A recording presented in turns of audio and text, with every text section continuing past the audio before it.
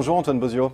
Bonjour. Vous êtes membre du CAE, Conseil d'analyse économique. Vous êtes par ailleurs président de l'Institut des politiques publiques, l'IPP.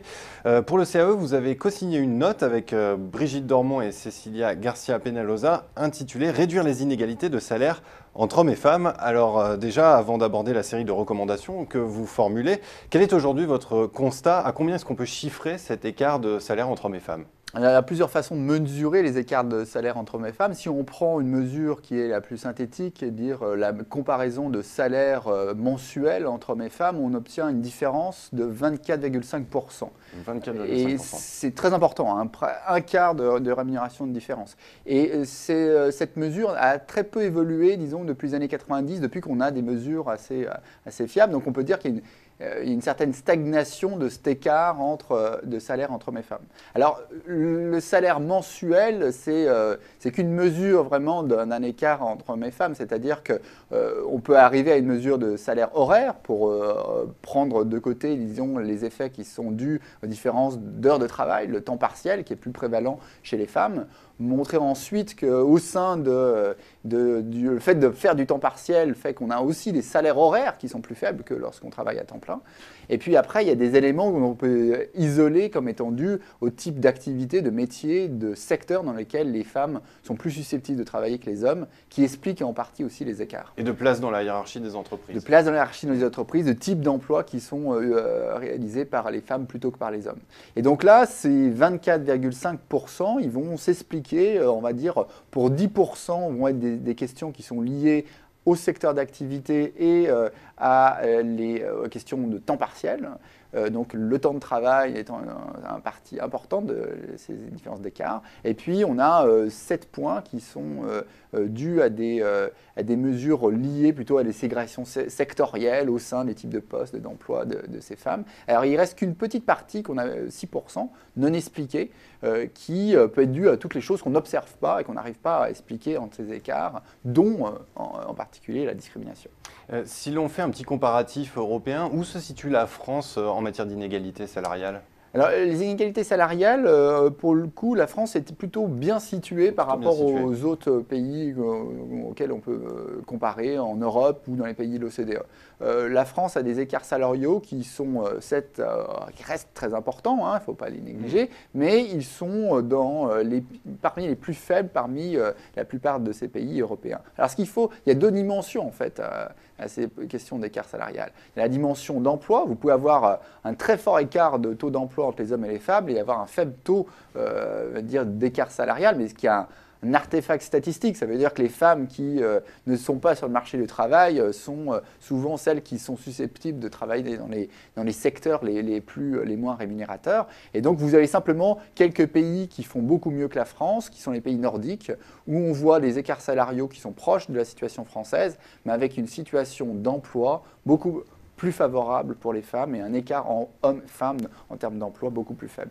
Alors Antoine Bozio, vous l'avez un petit peu évoqué, cet écart il stagne depuis de nombreuses années. Alors comment expliquer l'échec des initiatives politiques pour réduire ces inégalités? Je pense qu'une grande partie de l'explication tient au fait qu'on a pendant longtemps compris les écarts d'inégalité, les inégalités salariales entre hommes et femmes d'un point de vue d'un œil juridique, une question de droit. C'est-à-dire que pendant très longtemps, les femmes ont été interdites d'avoir accès à une éducation complète, d'avoir accès à certaines professions. Enfin, c'était vraiment l'histoire les inégalités entre hommes et femmes sur le marché du travail. Et au fur et à mesure, on a enlevé ces obstacles juridiques. On a eu l'impression qu'on arrivait à faire l'ensemble du travail et que naturellement, allait disparaître toute forme d'inégalité.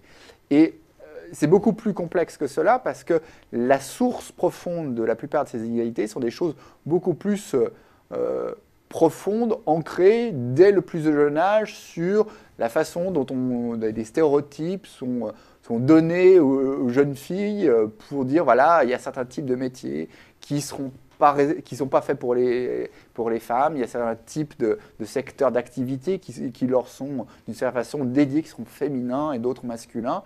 Et ça pousse à maintenir une ségrégation alors même que les barrières juridiques ont pu être enlevées.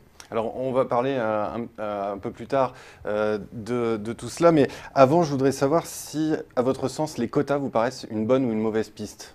Alors, dans la note, on a une vision assez mesurée de l'utilité des quotas. On pense que les quotas, c'est très utile lorsque vous êtes dans une situation où ce sont la représentation des femmes, des hommes et des femmes, qui est importante, la représentation politique, la représentation syndicale, où là, vous avez une externalité directe d'avoir des femmes représentées, et donc l'usage de quotas a un impact très positif sur l'ensemble des femmes.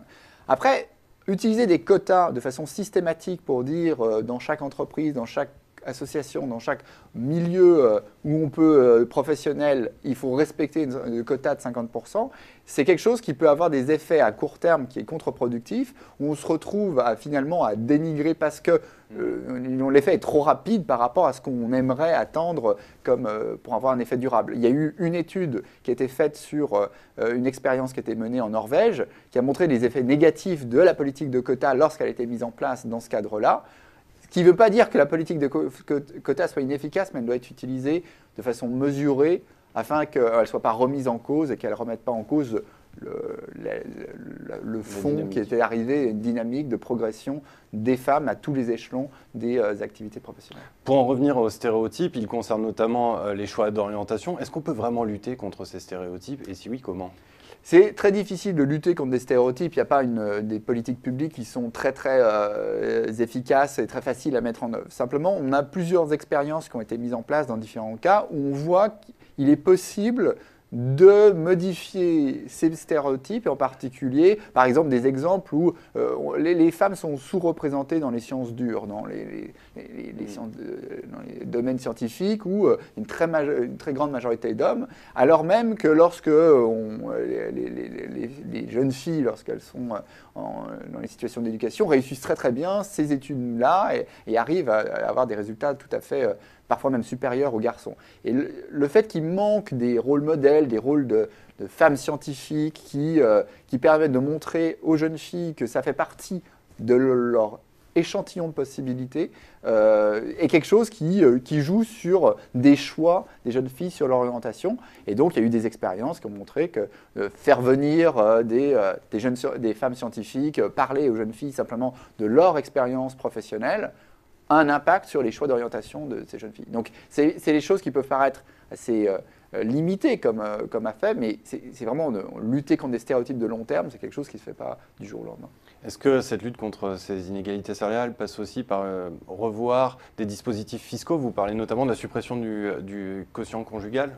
Alors, ce qu'on pourrait imaginer, c'est que les systèmes socio-fiscaux devraient essayer de corriger des inégalités qui sont inscrites, qu'on peut observer. Dans le cas des inégalités hommes-femmes, on a quelque chose un peu paradoxal en France, c'est qu'on a des dispositifs qui vont à l'encontre de cette lutte contre les inégalités, au contraire, qui ont tendance à inciter finalement à maintenir des inégalités professionnelles entre hommes et femmes. Le quotient conjugal, son fonctionnement fait que le second apporteur de ressources dans un ménage va être taxé à un taux marginal plus élevé que le premier apporteur de ressources, qui se trouve plus largement être le fait des hommes, et donc les femmes sont taxer un taux marginal plus élevé, c'est-à-dire le fait de travailler, de passer de temps partiel à temps complet, d'avoir une progression de carrière, va être taxé. C'est une désincitation au travail. Plus forte. Voilà. C'est vraiment une désincitation à ce que le second apporteur de ressources poursuive sa carrière. Et donc ça, c'est très pénalisant pour les femmes. Et donc les études qui ont été faites dans les quelques pays qui ont fait des changements dans un sens ou dans un autre, leurs systèmes fiscaux vers des choses conjugalisées, vers l'individualisation de leurs systèmes fiscaux, ont montré des effets sur l'emploi des femmes et sur la progression salariale des femmes. Ce qui est quand même quelque chose de très important en termes d'efficacité de la politique fiscale. Pour terminer, Antoine Bozio, quelles sont, en quelques mots, les autres recommandations que vous formulez pour lutter contre ces inégalités salariales hommes et femmes?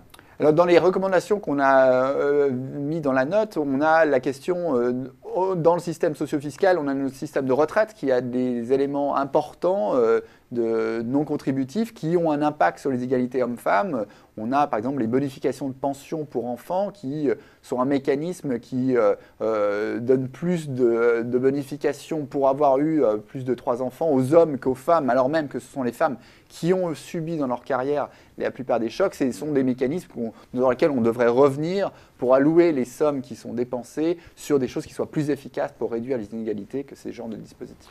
Eh bien Antoine Bozio, je vous remercie. Je rappelle que votre note intitulée « Réduire les inégalités de salaire entre hommes et femmes » est disponible en téléchargement libre sur le site du CAE. Merci d'être venu sur Xafi Canal. Je vous remercie.